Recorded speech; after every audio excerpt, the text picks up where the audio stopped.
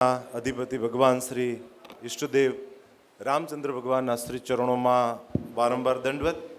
એક મિનિટ મહારાજશ્રી જે બોલવા ઊભા થયા છે એ આઈએએસ ઓફિસરની કેટેગરીના સાધુ છે. એટલે કલેક્ટરની જોબ સુધી પહોંચીને પછી સાધુ થયેલા છે. એટલે અનુભવી છે. મેં એમને અખિલ ભારતીય સંત સમિતિના પ્રમુખ તરીકે હતો ત્યારે મધ્ય ઝોનના આખો વડોદરા, પંચમહાલ, મહીસાગર, ખેડા, આણંદ આ બધાના એને પ્રભારી મેં બનાવ્યા હતા. અને મારા હાથ નીચે ખૂબ સારું એ કામ કરતા હતા.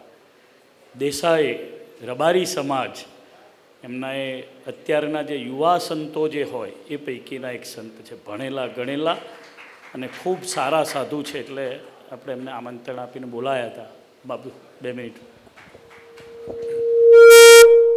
ભગવાન શ્રી સ્વામિનારાયણના ચરણોમાં વારંવાર દંડવત. મુદ મંગલમય સંત સમાજુ વિવિધ ક્ષેત્ર પ્રદેશમાંથી પધારેલા તમામ સંતોના શ્રી ચરણોમાં દાસના વારંવાર દંડવત.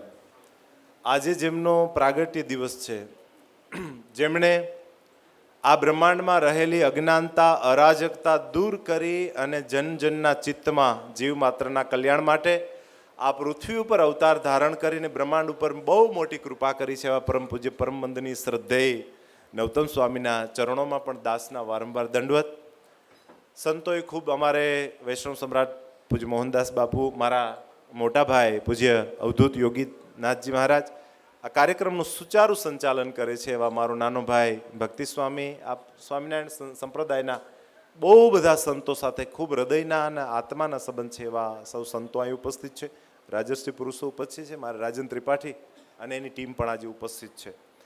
સંતોએ બહુ બધી વાતો કરી છે અને બધી જ વાતો સાચી છે. હું એમની સાથે સહમત છું. વિશેષ વાત કરવા કરતાં બધા સંતોએ પોતપોતાના ભાવ રજૂ કર્યા. અખિલ ભારતીય સંત સમિતિમાં મને કોઈ લઈ આવનાર હોય તો એ નવતમ સ્વામીજી છે. મેં સ્વામીજીને પ્રાર્થના કરી. હું ખૂબ વ્યસ્ત હોઉં છું. ગુરુજી ઉપર બિલકુલ વજન ના આવે એવો મારો નમ્ર પ્રયાસ હોય છે. ખૂબ મોટો વિશાળ સેવક વર્ગ હોય છે. ખૂબ વિચરણ રહેતું હોય છે. સતત પ્રવાસમાં રહેતા હોય છે. સમય ના આપી શકું. પણ સ્વામીજીએ હાથ પકડીને તો ઠીક, પણ ગાલ પકડીને ખેંચીને મને સંત સમિતિમાં લાયા. વિશેષ જવાબદારીઓ સોંપી. બીજું બધું બહુ બધા સદગુણો એમનામાં છે. વિશેષ તો અમે પંચેશ્વર મહાદેવના શ્રી મહંત તરીકે આપણે ઓળખ કરીએ છીએ. આદિવાસી વનવાસી ક્ષેત્રમાં જે લોકોને આપણે સદીઓ પહેલાં ગળે નથી વળગાવી શક્યા એ બીજાના ગળે, મારી કાઠિયાવાડી ભાષામાં કહું તો જેને આપણે ધવરાવવામાં અસફળ રહ્યા એ બીજી માને ધાવવા ગયા છે, એના એ માના ખોળામાંથી લાખી પોતાની સ્વમાતાની ખોળામાં લાવવાનું કોઈ વિરલ કામ કરેલું હોય તો પૂજ્ય નવતમ સ્વામી. એમની કુશળ સંગઠન શક્તિ, ખૂબ વિનમ્રતા, નાનામાં નાના માણસને પણ ખૂબ મોટો કરવાનું, સન્માન આપવાનું બહુ મોટો સદગુણ પૂજ્ય સ્વામીજીમાં છે. પૂજ્ય સ્વામીજી સાથે કોઈ પણ સાધુ સંપ્રદાયનો હોય કે સંપ્રદાયની બહારનો સાધુ હોય, એ સારા પ્રસંગોએ સ્વામીજીને યાદ કરે કે ન કરે એ ખબર નથી, પણ કંઈક તકલીફ પડે એટલે પહેલો ફોન જો કોઈને કરવાનો થતો હોય તો એ નવતમ સ્વામીને કરે છે. ગમે તેટલી મોટી આફત આવેલી હોય તો એમાંથી સારો રસ્તો, શ્રેષ્ઠ રસ્તો કાઢી દેવાની એમની એ ખેવના છે. મારી સતત કાળજી રાખે છે. વિશેષ જવાબદારીઓ સોંપે. જવાબદારીઓ સોંપતા જાય. એમનું સ્વાસ્થ્ય થોડું 1.5 વર્ષ પહેલાં બગડ્યું અને જ્યારે વ્રજભૂમિમાં વિશ્રામમાં હતા ત્યારે હું દોડતો દોડતો મળવા માટે ગયો. ત્યાં જ ગયો અને પ્રણામ કરી જય સ્વામિનારાયણ કર્યા. મને ચા પીવડાય. એને ખબર કે આ ચાનો શોખીન માળું છે. ચા પીવડાવી.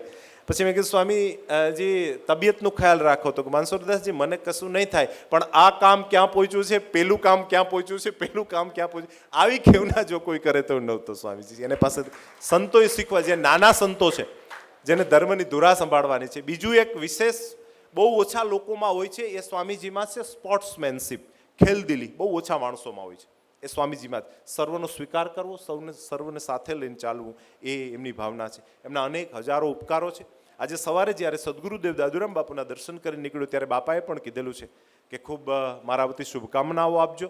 સમગ્ર સનાતન ધર્મ વતી પણ પૂજ્ય સ્વામીજીના ચરણોમાં શુભકામના આપી પરમ કૃપાળુ પરમાત્મા લક્ષ્મીનારાયણ દેવના ચરણોમાં, રાઘવેન્દ્ર સરકારના ચરણોમાં પ્રાર્થના કરીએ કે દીર્ઘ આયુષ્ય આપે. તકલીફો કોને પડે? જે કામ કરે ને તકલીફ પડે.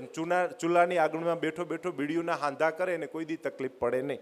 એટલે તકલીફ એને પડે કે જે કામ કરે. આપણે તો કંઈ આપવા માટે સમર્થ નથી, અસમર્થ છીએ, પણ આ જે ધોળી ધજાવાળો બેઠો છે એને એ ઠાકોરજીના ચરણોમાં પ્રાર્થના કરીએ કે તારું સર્વસ્વ છે એ સ્વામીને આપે, ખૂબ દીર્ઘ આયુષ્ય આપે. એક સુંદર મજાની અજ્ઞાત પંક્તિ છે, મંजिल उसी को मिलती है जिसके सपनों में जान होती है. मंजिल उसी को मिलती है जिसके सपनों में जान होती है. पंखों से कुछ नहीं होता दोस्त, हौसलों से उड़ान होती है. जय स्वामीनारायण, जय सियाराम. दंडवत.